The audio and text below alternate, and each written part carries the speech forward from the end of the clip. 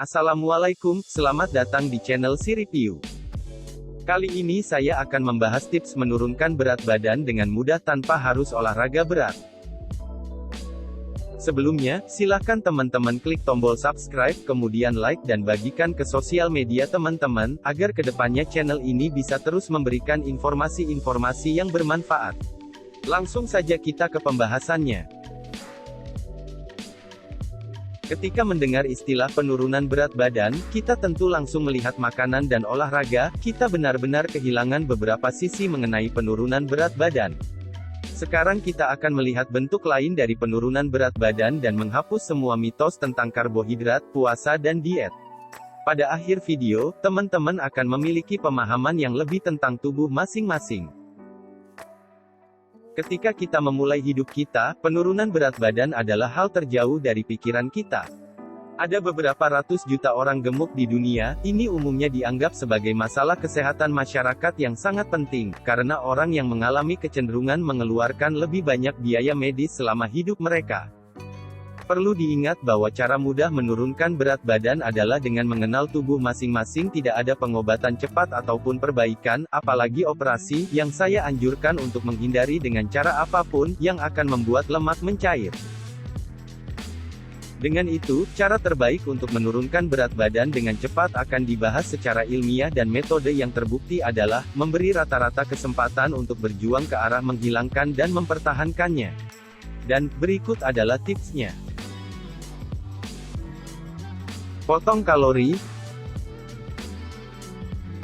Judulnya saja sudah cukup untuk membuat teman-teman takut dan menyerah, tapi tolong jangan mengambil hal itu, karena hal itu tidak sesulit yang dibayangkan.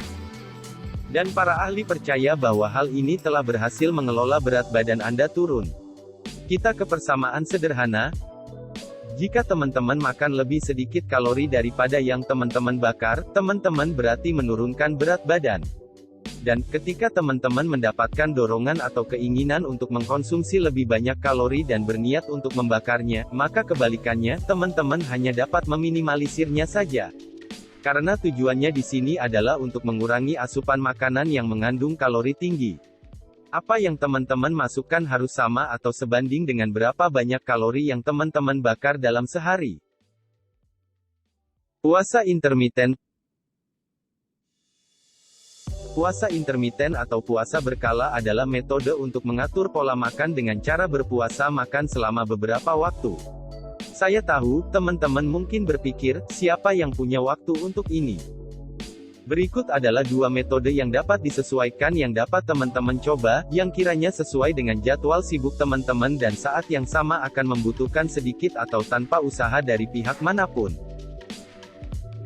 Metode pertama adalah 2:5. Yaitu puasa 2 hari dari setiap 7 hari. Jenis puasa ini biasanya banyak ditujukan untuk gaya hidup karena mengukur kapan teman-teman harus makan, dibandingkan dengan apa yang bisa teman-teman makan.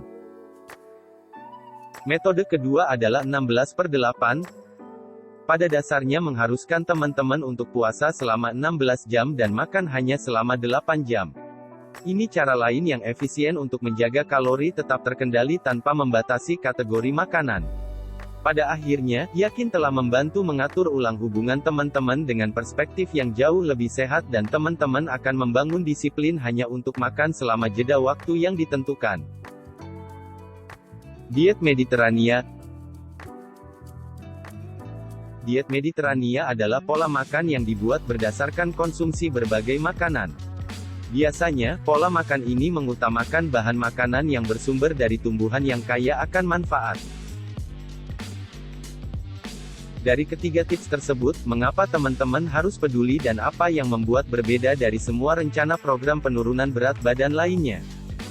Karena ringkasannya yang dibangun di atas adalah makan lemak dan karbohidrat baik bersamaan dengan jumlah besar, buah yang segar, kacang-kacangan, ikan, minyak zaitun, dan daging atau keju. Dan, fitur bonus dari rencana pengurangan berat badan ini adalah cara cepat untuk menghilangkan lemak yang berkumpul, oleh karena itu meningkatkan koneksi sosial dan mendorong aktivitas seperti olahraga untuk menghindari jatuh ke dalam jerat food plan apapun. Secara umum, saya sepenuhnya memahami bahwa menjaga gaya hidup sehat memang lebih mudah diucapkan daripada yang dilakukan, tetapi tidak ada yang tidak mungkin.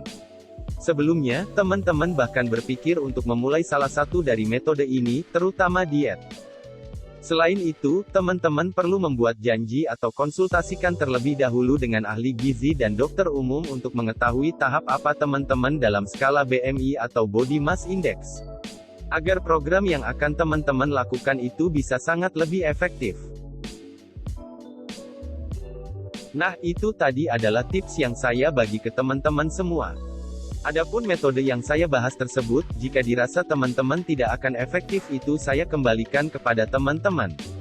Yang terpenting di sini adalah saya hanya memberikan informasi yang saya dapat tentunya dari berbagai sumber ahli gizi. Semoga informasi ini bermanfaat, dan jika bermanfaat, silahkan teman-teman klik tombol subscribe dan nyalakan lonceng notifikasi, agar kedepannya saya bisa terus memberikan informasi-informasi yang tentunya bermanfaat.